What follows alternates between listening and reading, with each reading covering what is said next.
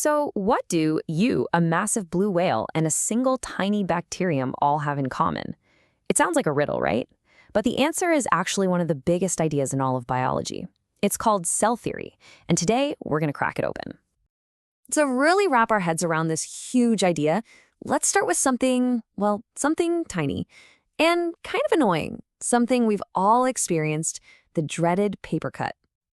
You know how it goes, right? You get that sharp little sting, you complain about it for a day or two, and then, a few days later, it's just gone. Like, poof, vanished. It feels like a little magic trick your body does. But what's really going on is way cooler than magic. See, your body is basically performing a miniature miracle of repair. It's like a tiny construction crew is on the job, 24/7. And this whole process, it's not random at all. It follows a very specific set of rules, a blueprint. And that blueprint, the secret behind how that cut heals, how a giant tree grows from a tiny seed, really how all life works, it's all explained by this one huge idea in science, cell theory. So yeah, let's get into it. Okay, so cell theory really boils down to three main rules. They're pretty simple on the surface, but they are so important. You can think of them as life's three big rules. They apply to absolutely everything that's alive. All right, here they are, the three biggies. 1. All living things are made of cells. 2. The cell is the basic unit of life.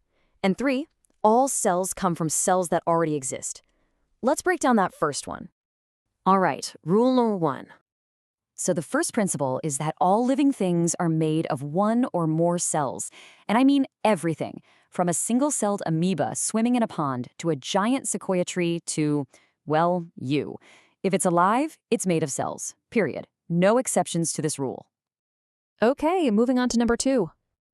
The second principle, the cell is the basic unit of structure and function in living organisms. The best way to think about this is like bricks in a building. You can't have a building without bricks, right? Well, you can't have a living thing without cells. They're the absolute smallest part of an organism that you can point to and say, yep, that part is alive. And that brings us to rule number 3. This one is super cool. All cells come from pre-existing cells. They don't just pop into existence out of nowhere. Life comes from life. Cells divide, making copies of themselves. This is how we grow, and it's exactly how that paper cut heals. New skin cells are made by the healthy cells right next to the cut. See? It all connects. So, when you put it all together, you realize that cell theory explains how life grows, how it repairs itself, and how it reproduces. It's like the operating system for the entire living world. So now that we have these rules, we can use them to answer a really basic question. What's the difference between something that's living and something that isn't? Cell theory makes this super clear. Honestly, it all comes down to that first rule. Is it made of cells? Yes, then it's alive. Think plants, animals, people. No, then it's not alive. Think rocks, water, your car. The cell is the big, bright dividing line between the living and the non-living. All right, I think you've got this. But just to be sure, let's do a quick challenge just to lock in what we've learned. You ready? Okay, first question. What is a cell? Just the basics. What is it? Yep, it's the smallest unit of life, the fundamental building block. Perfect. All right, next up. True or false, non-living things are made of cells. That's going to be a big false. Only living things are made of cells. A rock is just rock. No cells there. And for the final question, complete this sentence for me.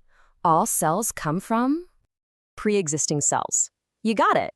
Fantastic. See, those three ideas are the absolute foundation of modern biology. Okay, so we've covered the three rules of life. We know how they explain that paper cut, right? But that third rule, the one that says all cells come from other cells, well, that kind of leads to a huge mind-bending question, doesn't it? If all cells have to come from pre-existing cells, then where in the world did the very first one come from? And that, right there, is one of the biggest mysteries in science. Cell theory explains life once it gets going, but it also points us toward that incredible question of how it all started. Definitely something to chew on.